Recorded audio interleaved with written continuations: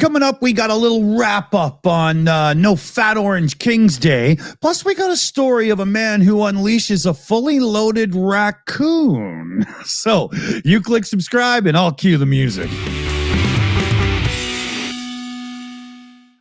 So we just had No Fat Orange King's Day, and I would have to say that it was a fantastic success.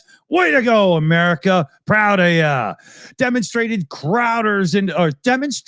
crowded into the streets, parks, plazas, all across the United States, protesting Trump, the big fat orange God King himself. They were marching through downtowns, blaring anti-authoritarian chants mixed with support for protecting democracy and immigrant rights. Organizers of the No Fat Orange King's Day demonstrations had said millions would be marching, and millions did. There was governors across the USA that urged calm and vowed no tolerance for violence. There was hardly any violence. And then there was a couple of places that did have to, have a little bit of police intervention. But as we've said before, it's just a mark of society where we are right now. We have people that don't give a rat's butt about anybody but themselves. They're in the Republican Party, they're in the Democratic Party, and they're also people that didn't vote at all. It's not a representation of the protest itself. The National Guard was brought out in a couple places. One person was transported to Salt Lake City Hospital with life-threatening injuries after a shooting, but it was very possibly associated with things other than the demonstration. There was a huge boisterous crowd in New York, Denver, Chicago, Houston, Los Angeles, all with big No Kings banners and all kinds of messages. There was messages about the ill treatment of immigrants. There was messages about family-oriented life in America. There was messages against totalitarianism and kings. It was amazing. Just watching the protest for the signs alone was a sport. It was great. America did awesome. And like I say, everything pretty much stayed peaceful. Police did deploy smoke at around 3:55 in one little area of Los Angeles because they had to get a couple of people to move along. But that's just how it goes, right? Saturday morning, Minnesota officials had canceled the state's No King protesters after the awful, horrific shootings of Melissa Hortman, her husband, and Senator John Hoffman and his wife. Now, Hortman and her husband were killed. Hoffman and his wife were wounded. This is not how we do politics, people.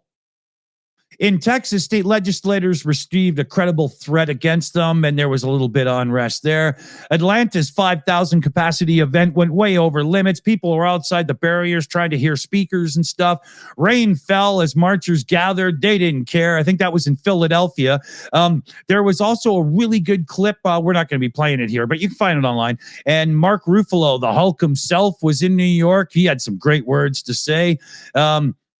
There was all kinds of speeches that were really good. The crowd was very well behaved. New York City was literally expecting hundreds of thousands, and it did seem like they pretty much got it. I saw some aerial views myself. We had 3.5 hour coverage on our sister channel at the Shills Live. It was a really good one. And I mean, we could go through and show you some of the pictures and stuff, but you've seen them all. This is just a wrap up. The part I did want to get in here before we're done is Christy Walton, the Walmart heiress herself, huge billionaire, took out full page advertisement in the New York Times last Sunday to make sure people knew to get out for No King's Day. I like the sound of that. Good job, honey. America, you did awesome. You did amazing. But unfortunately, that's just the start. You broke the 3.5% threshold as far as I understand, but now you got to keep growing. It's got to keep happening. You got to keep on it because kings do not rule in the United States of America. Yeah, you got to keep going until he's not longer there. Exactly. So fight, fight, fight. Well done. Everybody's proud of you. Go.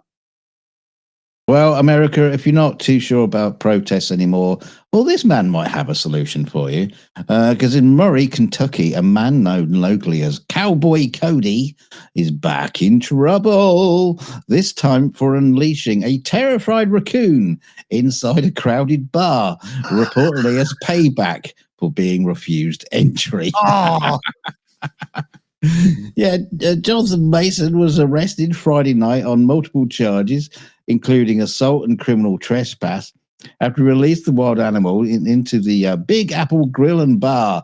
According to bartender Mary Hafner, Mason had trapped the raccoon earlier that day on his farm and had been carrying it around with him.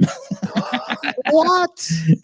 Yeah, I've seen some crazy stuff in my time, Hafner told reporters, but nothing like this. I found a Zippo lighter once and carried it around with me, but I think that's different. Yeah, the incident occurred shortly after Hafner tried to politely persuade Mason, who was already drinking, to leave. He should go to Ghana. Moments later, he returned with a raccoon in tow. Patrons watched in confusion as the animal waddled through the restaurant, clearly frightened, and an employee tried to grab it by the tail, and he got bitten, requiring rabies treatment. Hafner, a self-described Kentucky girl, ultimately wrangled the raccoon with a towel and escorted it outside. You're barred, she said. No credit, no serve. All right. Yeah, not coming in one of those shoes. She said it was more scared than anything. I had no problem catching it. This isn't Mason's first animal-related offense. Last winter, he was arrested twice for leading police on a drunken mule chase through city streets. Drunken mule chase. Yeah, yeah. I think he was drunk, not the mules. Yeah, allegedly he was whipping the mule outside the same bar. Following the raccoon incident, police say Mason refused to exit his vehicle or lower his windows, but was eventually arrested and booked at Callaway County Jail.